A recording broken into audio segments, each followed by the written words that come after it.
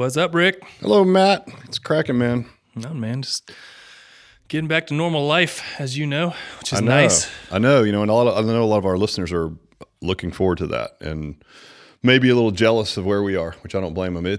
I'll have to say, you guys just hang in there because it is really awesome to just see people out and about, driving around. I got out again this weekend on my motorcycle and the traffic was like more so than a regular weekend. It was packed. Did you notice the same? Oh yeah, man. There was more than coming to work this morning. Right. Which is weird in Atlanta. Yeah, exactly. And so it is, it's like people, again, we talked about this. It's like the ones that you're hearing the most from, the loudest mouthpieces, if you will, or either, they're in one camp or the other. One is like, if you go outside, everyone's going to die and you're irresponsible. The other one is like, hey, this never should have been a thing. It's a government conspiracy to crash our economy, whatever these things are, right? Yeah. It's just extremes. And then there's a whole bunch of people in the middle who are trying to do their best to navigate the same data and are now like at least comfortable getting out of the house to get some fresh air. A lot of the parks are full, that type of thing. And I see people being responsible about it, right? Like I don't see people, hugging or doing anything weird like that. And I think there's still a little bit of fear. But for the most part, it seems like everyone's doing okay with the new normal. That makes sense. It probably will be. A lot of it will be the new normal.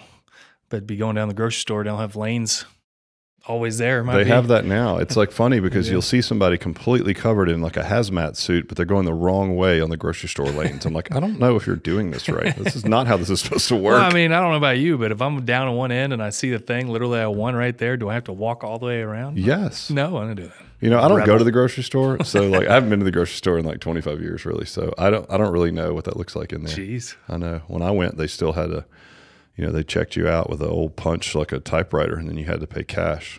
And that was it. You got a credit at the local family store. That's the last time I went to the grocery store. I know nothing about that. Right. It's because you're not 100 years old. Well, yeah, man, I'm excited to talk about an update first, right? Like everyone wants to know, like we're the first state. So let's talk about how things are going here. And I think we'll talk about it first for the general. We talked a little bit already. What's the general feel? And like, what does it feel like? Is it everyone coming out of their house like a zombie apocalypse or something? Or is it return to normal? And I would say it errs more on the side of return to normal. Would you agree? Yeah, for the most part, yeah. Yeah, not as much fear. I mean, again, people are doing some different, type of things to avoid each other or whatever, but nothing too crazy. Honestly, it's been way more relaxed than I thought it would be. Not irresponsible, just more relaxed. I will say from a business standpoint, it's been good. So we have ramped up our marketing again because we are open. And there are clubs and fitness facilities in our market that have not opened. And it may be because of some restrictions and they're trying to like a large club might be rearranging equipment, things like that. And so, it's good to be open when no one else is open, right? I think we talked about this before. When we first were allowed to open, our governor took a lot of heat. And I think I don't know if that's right or wrong. I think history will tell us which side of the decision that we were on, whether we were right or wrong. And we're just trying to navigate it as best as possible. But one thing I know as an entrepreneur, and this is the analogy we use, I didn't want to sit still at a green light while traffic was blowing by me, meaning my competitors are soaking up anybody that's in the market, while I'm trying to do what I think is best and be socially responsible. And I feel like we're doing that and being open, right? But I didn't want to be the one that was like, no, I'm not opening. And then using it as like, well, I'm doing the right thing. It's like, really? Maybe you just don't have the right staff or maybe you don't want to be open right now. So I'm glad that we're open and off and running. And I think that our marketing, we're seeing leads come in, which is good. I know a buddy of mine owns a small general service health club down the road. And the first weekend that he was open, he said he had more leads in 3 days than he had in the previous months. Wow. I mean, signups, not just leads, but actual people coming in to sign up. Now, granted, he's one of the early clubs open. And I go to that club and work out. And normally it's a club where you've just got general fitness, normal people, I would say, working out there. And I went in there the other day and it was more jacked up dudes than I've ever seen in my life. Everybody had their gym bag next to their station with weight belts and waters and chalk. And everybody in there was just yoked. Yeah. I mean, like huge. I'm like, who are these people? Well, it turns out that the big Globo gym where they normally work out is not open yet. So they had purchased like a membership or a month pass or something to this guy's gym. So the landscape of the membership was completely different, right? I mean, even today, I came in to use that as an example, like in our place, I came in and, our market is typically active aging, right? So we're 45 and up or 50 and up. And I came in today and there was some young kids that were signing up, and I talked to our general manager, Chris, about it. I'm like, hey, what's up with that? He's like, well, they need to train and their college gyms are closed. And so they also don't want to go to a big gym, or maybe they can't even get in one. So here they are coming to essentially an active aging personal training brand. Now we can accommodate them technically, but it's not really the environment that you would typically find a 21-year-old college kid wanting to work out in, right? Mm-hmm. But it's interesting. So again, there's a benefit to being first open and doing it safely, but still being open, right? And I think it's really important. So restaurants around some are open, some are not. Some are kind of in a combo where like they'll serve you, but you have to sit outside. Some have done good social distancing, like every other table, every other booth, that type of thing. So we're kind of all over the board, and it's really early innings to see. I know we're in a phased rollout program like everyone else, but I think early on, when you go to those restaurants that are serving people and they're being responsible, they're full, for whatever capacity they have. They're full up. So I would say that's the general mood, you guys, for people once this is opened up, is that people are ready to get outside and they're going to go to businesses, that restaurants, gyms, whatever, that are doing things that what they would perceive to be safe, right? And responsible. And so once you're allowed to open, I would say do it as soon as possible so you don't miss out on opportunities to grab some of your market share for those that maybe haven't been thinking in advance on how to do it, haven't set themselves up right, that type of thing. As far as our client load here, we started out pretty hot. We were at in our busier times, we were around 50% capacity, and normally we'd be at 80, so 50%. And that just means of the available sessions that we have on the schedule, you guys, how many as a percentage of those are booked? And 80% is our metric. So to be at 50% was encouraging. I was hoping to see a bigger bump this week. When we look at our schedule, we're up like 10% maybe, but it's not as big as I had hoped. But again, being in the active aging market, a lot of our clients have said, I'll be back on this date. So we've got those metrics on what it looks like. It's a little bit busier this week as the week goes along, and then next week looks really good because a lot of our folks, again, being in what the government might have deemed as high risk, category, are just saying, hey, give me an extra week to see how this thing goes. Well, like we talked about before, they pushed our opening date early. So everybody really waited till the first stated shelter in place closed. So, they kind of threw everything off. Yeah, it was May 1st, and then all of a sudden, like within an hours, it was like, nope, you can go tomorrow. It was like, what? Yeah. So it was a little bit early for folks. Yeah. What you'll see from your clients too is they'll tell you like, all right, I just want to see what happens to everybody else. Want to see if they get sick. Everyone in our town dies. I don't want to come in. Okay. So we get a lot of that. The people that aren't coming in. So they'll be back. Yeah. A couple weeks they'll be in. I agree. And again, hopefully we're on the right side of this thing, historically speaking. We don't know. But, our gut is if we can be as responsible as possible, that we're going to be fine. So we're going to do our best. So that's the clients are good. And the ones that aren't in are still happy to receive. We're still doing a little bit of virtual, right? So to give you guys a heads up, when you do open, you're going to have a chunk of people that aren't comfortable coming in for the most part. So you're going to need to service the ones that are coming in, but just plan on running more of a hybrid system for a bit where you're going to have to allocate some manpower to also servicing the people who are still choosing to go virtual. We decided to extend our Facebook Live workouts for a couple of weeks. We weren't going to do that, but again, because we have a large percentage of our clients staying home, choosing to right now, that we're going to go ahead and continue to run those, just for those that do stay home. Yeah, I think so. I think, you're talking about, 20% of your overall membership or something. I mean, just the support that we're giving, honestly, our clients' feedback, they just love it that we're in their corner. Yeah. That's it. Well, we talked about this before from the support realm. Sometimes people just need an outsider to talk to that's not in their family and they can talk about something that's not COVID related. It's like, let's talk about health and fitness. How's your eating habits going? And so many of the things that drive like health and fitness are related to stress and emotional responses that a lot of times it ends up going there anyway. Just like it does when you're doing live, what we call accountability sessions in the club, right? Yep. It's you're eating poorly, but there's probably some other triggers that you need to identify. Well, what time to identify like 85 extra triggers than during a pandemic? It's like there's a lot of reasons to overeat and maybe not be great. And so some people have used this opportunity to get in really good shape. Some have fallen off the wagon. But those are the conversations we're having. So once again, plan on running a bit of a hybrid model when you first open back. And then, from our team, because I've done a couple of talks on, our team, and maybe there's a hesitancy there as well to come back to work, which in hindsight, it's like, well, duh. I mean, they're just regular people as well. So we're trying to maybe hold our guys to a different standard because we understand that they're coaches and coaches are by default leaders. Yes. But they still have, just like every other human being, fears, concerns, right? Anxiety, all the things that our clients have. So it's like, all right, like give them a little bit of grace, you know, kind of let them be there if they need to, but also be a good leader in the sense that like, guys, we're open. Like this is our chance to salvage revenue and pay everyone. So like we, like in whatever way possible that you want to contribute to how we reopen or whatever would make you feel safe would probably also make the clients feel safe, you know? So like we're open for suggestions, but we need to be open. And so we've got all that sorted out. So it just took a minute, right, for our team to kind of get their head around it, which makes sense. So again, as a heads up for you guys that aren't open, we've talked about this before, your team probably isn't going to be as excited. If you have team members that are paid a very low wage, they may actually be making more with the really robust government reimbursement for unemployment right now than they are working in your gym. So why would you expect them to become running back to work or even going back to work virtually if in fact, right? And so, you know, I think that was something that's an obvious, but then also for people that are paid that would not make that same compensation, they're still not super excited to come back to work, especially if you've secured the payroll protection program or that you're able to, like we were, to pay everyone at full pay. It's like, of course, people don't want to run back to work. And that doesn't make them like bad folks. They get it, but there's going to be some hesitancy. And you're probably, if you're like me, you're going to be a little bit too sensitive to that. Kind of like, man, this is our chance. You know, let's go. And I don't think like, everybody's like you. Right. Very sensitive. but you know what I mean? As a heads up to just owners, you know, or trainers that are listening, you know, some clients are going to bother you because they don't want to come back. And, you know, some of your fellow workers are going to be like social signaling, saying it's unsafe, trying to make you look bad on social media. And so it's just a whole litany of things that are coming along with this.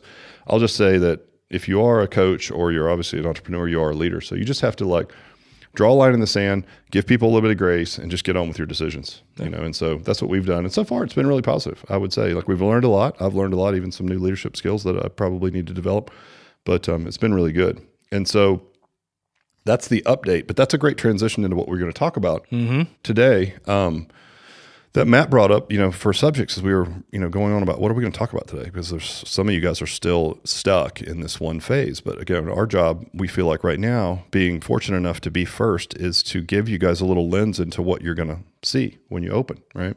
And that just gives us an advantage, and we're happy to share and help you guys in any way that we can. So right now, what we're seeing that's a real positive is that there is a lot of talent on the market. And by talent, I mean like coaches that are unemployed, right? Maybe they came from a big gym like a Lifetime or here in LA Fitness or something like that, right? Or it's just people that have maybe taken stock of their life because they've had so much time to review where they are and what they want to do. And they've decided that maybe health and fitness is a better option for them. You know, maybe they've been laid off of middle-level management somewhere, whatever that is. And they're like, I don't want to do this anymore. You know, I want to help people stay healthy, right? And obviously, as we know, physical markers can even help you prevent something like catching this, right? So that being said, there's a lot of people that are looking for positions right now. And so like where we're finding them, you guys, we're not even running any ads. So we started with just general, I think, awareness, right? I think we're putting out good messaging around what we do. We're putting out our community workouts, things like that. And so those are typically done to bring in new clients, but there's other eyeballs on those things, right? And so we've had a couple of really good people that, you know, applicants that have come in that have seen those type of things, and that's how they heard about us. So like, where did we hear about them? Were we running an ad on Indeed or jobs.com? No, these are literally organic, right? So some of it was our social presence. Some of it was direct referrals from coaches here. Most of your coaches and team members know other people in the industry, maybe that they worked with before they came to you, or, you know, whatever that might be. Like we have a relatively new coach that came from an LA Fitness, right? Really good guy, exercise science degree, really smart. I mean, everything. And then I simply asked, hey, you were at LA Fitness. Were there any other coaches that you thought could carry their weight that would fit in here, right? Got a good referral from them. Got another good referral from some guy who wants to make a career change to do this, right? Who's a mechanical engineer. So there's just a lot of really good talent on the market right now. So I would say that even if you're not looking to replace, you might be in a position to replace people, right? We talked about it. Like people don't want to come to work because they're making more. There's other people that do want to come to work, right? There's people that, again, want a career change. Maybe some of your staff is like, what this has caused to, also caused, as we've seen, is like a lot of other things bubble to the surface. Like you have months to sit home and review your life and if you're where you need to be. And so sometimes even your current staff might decide that they're ready to move on, or maybe they want to move into a different career, whatever that is. So I would just say that even if it looks like everything's good now, right, for you, and you're in a position where everything is shut down, I would go ahead and start reaching out to people and working your organic contacts to see if you can start at least filling up the top of the funnel with good candidates. Yeah, why not? Because this is a disruption in the most profound way. And so you don't know once you open your doors what you're going to look like, right? Mm-hmm. Like we thought at one point, based on initial response, we might have only, we might lose 75% of our coaches was the initial knee jerk. And I was like, oh my gosh, I'm going to have to replace everyone, which as you know, that's disruptive in and of itself. If your business was running fine and in a personal training model, you lost 3/4 of your team, it would hurt. That would hurt anyway. Much less while you're trying to convince people that, that you're stable and that you want more normalcy to come back to the gym. So there's a little bit of panic. And as it turns out, that wasn't the case at all. But of course, trying to stay on the proactive, right? We were out hustling and interviewing people and some really, really good ones. So it was very encouraging to see that there's some really good talent on the market and that even if you don't need them right now, I would start interviewing even if you're not open, even if you're a month out or 2 weeks out or whatever. Just fill up the funnel because you don't know what's going to shake out once you reopen and how this thing goes down. I mean, we've done interviews here for years, and it's night and day who's came in the last month versus several years prior. So those people were making money, had good jobs, and there's a lot of people out there looking, especially in our industry.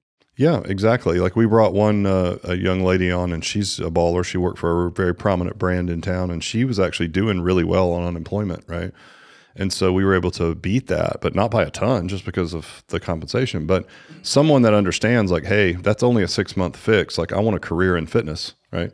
This is the direction I want to go in. That's the kind of people that we're getting in. And so, yeah, I 100% agree. Like, it's so encouraging to see the level of talent that's interested in our brand right now, versus maybe when everything's good and everyone has a job, that type of thing. It's like, because it's hard to disrupt someone's routine. It takes a lot for someone to leave one organization and go to another. This is the perfect time to do that. And so a lot of people who were on the fence, who might have stuck around for a few more years in their position, they're not doing that anymore. And that goes for your own team. We talked about that, but it also then, like, those same people then are in the market, right? Looking for jobs. So I would say definitely start interviewing now. Now, if you're virtual, you guys, I would say you still need some of the screening processes that we talked about before. And so let's talk about a couple that I would use if I was doing it virtually. And obviously you can easily then understand how those things would happen live. Mm-hmm. So I would say definitely have some type of a barrier, if you will, from the time that someone puts their hand up that they're interested until the time they come to the gym, right? So we do this digitally, which would also work, virtually. So we use a company called Best Work Data, and we will say, great, we're going to send you this, essentially this assessment, right? Take this, and the Best Work Data just basically decides what someone's hardwired traits are. Yep. And then we overlay screens that we've built, like for management, if we're looking for that, customer service or personal trainers. Mm-hmm. And then it will tell you with their hardwired traits and the way they operate, if you overlay that skill set that's needed for that particular position, it will tell you whether or not they'll excel or not. Now, it's not always the tiebreaker, but it's really important because based on the statistics, it eliminates 30% of people that literally are not wired to do that at all. Just won't do it. It just can't do it. Like sales as an example. Like if you are non-confrontational, you're not going to be good at sales because sales is sort of this dance between, like, you're trying to encourage someone to do something. And in this case, you're nobly trying to encourage someone to do something that, by the way, it's going to help them, right? But you're going to hear some no sometime, and that can be painful. And so if you're not a confrontational person, you're probably not going to do good at sales. So that's another screen that we would overlay. So that's what we would use. But I also like it during these times because people can just waste your time, right? You get a ton of people that are interested. Some show up, some ghost you, some are late. I mean, there's 1,000,001 ways to eliminate a good deal of that. So one way is to send over, in our case, like send over Best Work Data, ask them when they'll have it completed, and then make sure that it's completed in the time that they said it was. Yep. If they can't do that, it's the best they're ever going to be is right now. They are trying to impress you like no other day ever. If they can't complete this one task in a timely manner, I would say it's a safe bet that you just move on, right? And you don't look back, right? And so right now, again, it's important. You can do it digitally. Now, once you're open, there's other ways you can do it. And let's talk about, we've never talked about how you might be able to do this digitally as well. If you don't have a company like a Best Work Data or something, some kind of a roadblock between getting to you for that in a face-to-face Zoom interview or face-to-face, in our case, like in the gym right now, is to have something that's even simpler. Like you're going to send over to them a copy of a questionnaire and make the questions really simple. So build 10 questions, and in those questions, they're all things that could be discovered on your website. Okay. And so you can probably build this in 30 minutes. Yeah. And so when you get a new applicant, you send this, you say, hey, I'm going to send you a form. I'd like you to fill it out and return it. Once I receive it, I'll reach out and set up a time to speak with you via Zoom. Okay. At the gym, we would say, come by the gym, pick it up, right? Fill it out, bring it back, and then we'll set up a time to interview. And the reason we're doing this is it eliminates a lot of tire kickers, right? Digitally, it's a little bit less, than having to drive to the gym. Yeah. But you still can do the same idea that we could with Best Work Data, which is see if they're punctual. It's very important, especially if they're going into a coaching position. You can't be late, right? So you would say something like, hey, I'm going to email over this form. Tell me when you'll have this back to me. And if they say, I'll have it back today by 2:00, and they don't, then don't hire them. Just say, hey, you missed your first deadline. Yeah. This is something we talked about that David Lee Roth used to do with Van Halen. We've talked about this on another podcast. It was called a tripwire. Yeah. Everybody thought he was a diva because he would say, all right, no brown M&Ms as an example, whatever that was, or red M&Ms. So not one color of this M&M. And people would be like, man, this guy's such a diva. But he did it because at the time, the rock shows had all these pyrotechnics, and he'd be swinging from the banister or from the rafters and stuff. And so it was like, look, if they can't get the M&M colors right, there's no way that we need them. Safety, right? Exactly. And so it's called a tripwire, right? And so this is a tripwire for hiring, same kind of idea. And it just eliminates a lot of people right off the bat. So anyway, in a more like sort of functional, less digital way, send them over a Word document, tell them when they'll, ask them when they'll have it returned to you, make all the questions relatively easy, things they could dig around your website, because you want to know that they're also trying to figure out who you are and how they fit in to that. So create some creative questions if like based on your core values, if it's fun and humor, do some of those things as well. And then see if they get it back to you in time. And if they do, then if I was digital, I would set up a Zoom interview, and go from there. And if it's live, same thing. You owe it to them by the time they filled all this out to actually set up a live interview. Now, once you interview, even digitally, I would have more than one person on my team do the interview, right? So if you still have people on payroll that are working from home, after you do the initial interview as the owner, I would have, or the manager, I would have a couple of other people do it. So why would you do that? Well, you just want to get different perspectives, right? So there's two good things that happen. Like you look at it through your lens, right? So for me, it's all about like production and how will they fit into the big picture, and are they going to be able to grow? Could they be in another position, right? But if you have someone else on your team, speak to them. They're going to be looking at them as, are they good team members, right? How do they fit into, my program overall? Like, like if I was working alongside this person, do they not listen? Do they just talk the whole time? Is that going to annoy our clients, right? So they're just going to see things through a different lens. That's all. Yeah, there's probably. I mean, we had interviews recently. I mean, you see it from the owner's side, and maybe we see it from the client side a little bit more. So, yeah, well, it's fun to compare notes. It's always fun, like say, because you're always one of those people, right? Because I know you see it a little bit differently similar, but different than me. So when you interview and then we talk later, it's like I'll say, well, I saw this, and you'll literally say, well, yeah, maybe, but I think this and that. And so it's like about trust. Like we're all different people, right? And we'll have somebody else on our team who's maybe a different Enneagram person, or what I mean. They just are different, and different is good. Like our core values and all the things that we see about our business are the same, but we're still different people at the end of the day. Right. And so that's the perspective that I expect, and that I really value, is that it's not just me seeing things through my lens. Because again, it's hard not to just want to hire people that are just like you. Well, if everyone's like me, we're going to be a terrible team. We're screwed. We're so screwed, right? No one listens. They just talk the whole time. I mean, all the things that I wished I could do better. So I have people on the team that compliment me, and they're good at things that I'm not, obviously. And so like, it's good to have those people weigh in on that as well. And I would do 3 interviews, the one with the manager or you, if one and the same, if that's you, and then 2 more with 2 different team members. So live, we'll try to keep the second interview to back-to-back, like same person gets to see 2 people if it's possible, 2 people on the team, so that you don't have to have them come out 3 times. And then we'll go from there. I mean, right now we're in a rare position of having a lot of really good talent, and we only have a couple spots on the team. We have some coming up, in June. We've got some folks moving on they've been here for a couple of years, and their goal was to learn and move on. And that's who we are as a brand. And so we're going to have some more openings. So we're even looking at interviews now for who could develop into these bigger positions, come summer, right, as an example. So anyway, I just think it's a really good idea, you guys, to keep the funnel full. And what we've seen, again, giving you guys insight to what it looks like once you do open, there's a lot of really good talent on the market. So I would say it's a great time to be hiring. Obviously, you want to retain everybody on your team, but if you run into that scenario like we were in and it doesn't turn out as good as it did for us, where people want to stay, just get out there and look for new folks. There's a ton of them out there. So that's a huge positive right now. So I hope that gives everybody some insight, right, as to how things look and what we're doing. And we'll start each podcast this way, at least for the next few weeks, to let you guys know how things roll out until everybody starts to normalize a bit. But I've seen a lot of chatter about different business models, things like that. We'll discuss those in further episodes. But I hope that helps you guys. Yeah. And good topic choice, Matt. I appreciate you, man. Thank you. All right. Appreciate it. Bye.